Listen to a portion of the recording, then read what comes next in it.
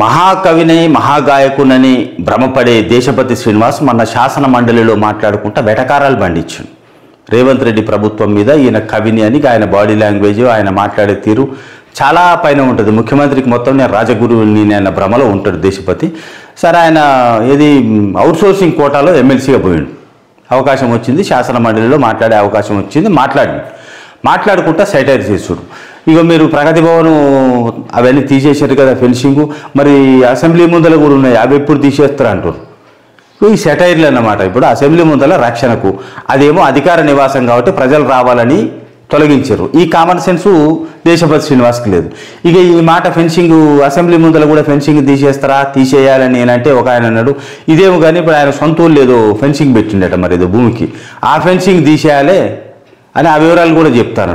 మరి ఆయన కబ్జా చేసిన భూమి కూడా ఫెన్సింగ్ తీసేస్తే బాగుంటుందండి. ఇంకోటి దేశపతి శ్రీనివాసు, నేను మహాకవిని, నేను పెద్ద ఇది, నేను పెద్ద తోపును అనుకుంటాడు. నేనే అడుగుతున్నా డైరెక్ట్గా, ఎందుకంటే నేను కవిని, రచయితను. దేశపతి శ్రీనివాసరావు బరువు ఎంతో నాకు తెలుసు. దేశపతి శ్రీనివాసు నిజంగా పాటలు రాసి పాడి తెలంగాణ ఉద్యమంలో కర్రసాము చేసి పేరు సంపాదించిండా, కేసీఆర్ ఎమ్మడి జోక్కుంటా పేరు సంపాదించిండా అనేది ఇప్పటికీ ప్రశ్న. దీనికి ఆయనే జవాబు అయ్యాను. నేనైతే దేశపతి శ్రీనివాస్ పాటలు ఎన్నో నాకు తెలియదు. నేను ఒక రచయితగా దేశపతి శ్రీనివాస్ పాటలు ఎక్కడెక్కడ ఉన్నాయో కూడా తెలియదు. ఆయన ఒక పుస్తకం వేస్తే ఇంకా బాగుండేది, కానీ మరి పుస్తకాన్ని వేయకుండా ఎందుకు దాస్తుండో తెలియదు.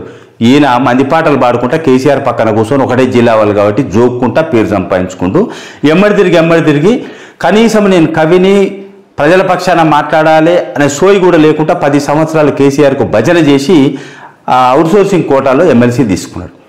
ఈయన ఇప్పుడు వచ్చి మాట్లాడతాడు, నేను ప్రజల పక్షాన ఉండాలి, ఇది అందశ్రీ పోయం ఏదో కోట్ చేసుకుంటా, అదంతా పబ్లిక్ డొమైన్లో ఉన్నది. అందశ్రీ ఇప్పుడు కాదు, కేసీఆర్ ముఖ్యమంత్రి అయిన దగ్గర నుంచే మాట్లాడుతున్నారు, అందరూ మాట్లాడుతున్నారు. కాకపోతే ఈ బిల్లలు కట్టుకున్న మేధావులే ఆడ కూర్చొని మీ కౌలమని చెప్తారు, ప్రజల మాట మాట్లాడరు. ఎంతసేపు ఉన్నా కేసీఆర్ని సమర్థించేది, కేసీఆర్ పిత్తినా దగ్గినా ఇది బాగుందని సమర్థించడానికి వాళ్ళు ఉపయోగపడ్డారు తప్ప ఎన్నడూ ప్రజల పక్షాన మాట్లాడలేదు. దేశపతి కూడా ఆ కోవకు చెందినవారే. ఇక దేశపతి శ్రీనివాస్ నీతి నియమాల గురించి మాట్లాడతారు. ఈయన పుస్తకం ఏది రాయలేదు, ఈయన వేసింది ఒకటే పుస్తకం, ఉగాది ఉచిత పుస్తకం అని గిత్తత్తు ఉంటుంది. నా చిన్నప్పుడు ఎక్కాల పుస్తకం ఉండే, గింతంత పుస్తకం. ఆ ఎక్కాల పుస్తకం అంత పుస్తకం, అది కూడా ఎంత 20 పేజీలు, 24 పేజీలు, 32 పేజీలు ఏదో ఉంది. ఈ పుస్తకాన్ని ఉచిత పుస్తకం పేరుతో ఒక 4-5 ఏళ్ల కింద స్టేట్ వైడ్గా పంచిండ్రు. లక్షల పుస్తకాలు అమ్ముడుపోయింది. ఒక్కొక్క కలెక్టర్ ఆఫీస్ నుంచి అప్పుడు ప్రపంచ తెలుగు సభల భయము మొత్తం దోసుకోవడానికి ఈ 4 కమ్మలు అడ్డం పెట్టుకోరు. 33 కోట్ల దోపిడీ జరిగింది. ఈ దోపిడీ వెనుక ఎవరు ఉన్నారు? ఆయన నందిని సిద్ధారెడ్డి సాహిత్య అకాడమీ చైర్మన్ ఉన్నాడు. ఇక మామిడి హరికృష్ణ ఇప్పటికీ 8-10 ఏళ్ల నుంచి ఆయన సీట్ల నుంచి గదులుతున్నాడు కల్చరల్ సెక్రటరీగా. ఇక ఈ ముఠా అంతా కలిసి దేశపతి శ్రీనివాస్ వీళ్ళంతా కలిసి మొత్తం మీద 33 కోట్ల ప్రభుత్వ సొమ్మును, ప్రజల సొమ్మును దోపిడీ చేశారు. ఈ పుస్తకం అడ్డం పెట్టు. దీంట్లో ఎవరికి ఎంత వాటా ఉంది, ఎవరికి ఏమున్నదో తెలియదు, కానీ దేశపతికే ఉన్నది అనేది నా అభియోగం. ఎందుకంటే దేశపతి కదా పుస్తకం. ఈయన పుస్తకం ఎట్లా కొన్నాడు కేసీఆర్ నేను 80,000 పుస్తకాలు చదువుతా అంటాడు. కనీసం మెడకాయ మీద తలకాయ ఉన్నోడు ఎవరైనా గా పుస్తకం మీద గన్ని కోట్లు ఖర్చు పెడతాడా? అద్భుతమైనటువంటి చరిత్ర పుస్తకాలు వచ్చినాయి, చరిత్ర రికార్డ్ చేసిన పుస్తకాలు వచ్చినాయి, వ్యక్తుల అనుభవాలు వచ్చినాయి, కథల పుస్తకాలు వచ్చినాయి, అనేక రకాల సృజనాత్మక పుస్తకాలు, విలువైన పుస్తకాలు వచ్చినాయి. ఆ పుస్తకాలు ఎవడు కొన్న పాపాన పోలేదు, ఆ పుస్తకాలను ఎవడు ప్రోత్సహించిన పాపాన పోలేదు, రచయితలను ప్రోత్సహించలేదు, వచ్చేసిన పుస్తకాలను కొనలేదు, కృషి చేసినటువంటి రచయితలకు కనీసం గౌరవాన్ని ఇవ్వలేదు. ఆ టైంలో దేశపతి శ్రీనివాసు కేసీఆర్ ఎమ్మటే మూసుకొని కూర్చున్నాడు.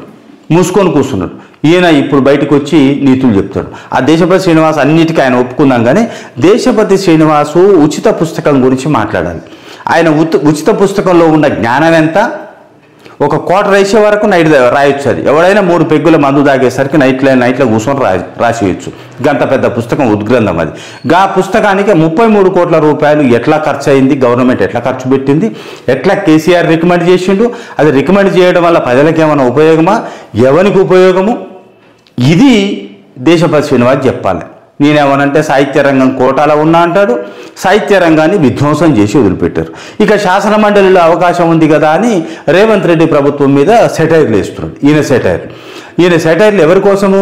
ప్రజలైతే సహించుకుంటున్నాను, నేను ఎడదాకా గాడ ఉండి ఇప్పుడు ఇట్లా మాట్లాడతామని కేసీఆర్కు నమ్మించడానికి, కేసీఆర్ మెప్పు పొందడానికి, కేసీఆర్ భజనలో భాగంగానే ఇటువంటి ఈయన అతి తెలివి సెటైర్లు వేసాడు. ఇటువంటి సెటైర్లు దేశపతి మానుకుంటే బాగుంటుంది. ఆయన స్థాయి ఏమిటో ఆయన ఇప్పటికైనా గుర్తించాలి. ఆయన పెద్ద కవి కాదు, ఆయన పెద్ద పుస్తకాలు లేవు, పాటలు పాడుకుంటా సొంత జిల్లా వాన మడిదిరిగా ఉద్యమంలో పేరు సంపాదించిండు. అవుట్సోర్సింగ్ కోటాలో ఎమ్మెల్సీ సంపాదించిండు. అంతవరకు ఉంటే చాలు. ఒక టీచర్గా వచ్చినోడు ఏదో అట్లా పోయిండు, ఇట్లా వచ్చిండు, ఎమ్మెల్సీగా అయిండు, మొన్న 9 మళ్ళీ అయినా ఇంకో 5 ఏళ్ళు ఉంటుంది. 5 ఏళ్ళ తర్వాత ఏమైనా పింఛన్ వస్తుంది మంచిగానే, ఉద్యోగ పింఛన్ కంటే ఎక్కువ, అది తీసుకొని ఉంటే చాలు. అంతకు మించి 10 ఏళ్ళు కేసీఆర్కు భజన చేసి ఇవాళ బయటకు వచ్చి మేము ప్రజాస్వామ్యం గురించో ప్రజల గురించో విలువల గురించో మాట్లాడుతుంటే ప్రజలు వినడానికి సిద్ధంగా లేరు. కవులు రచయితలు అయితే అసహించుకుంటారు.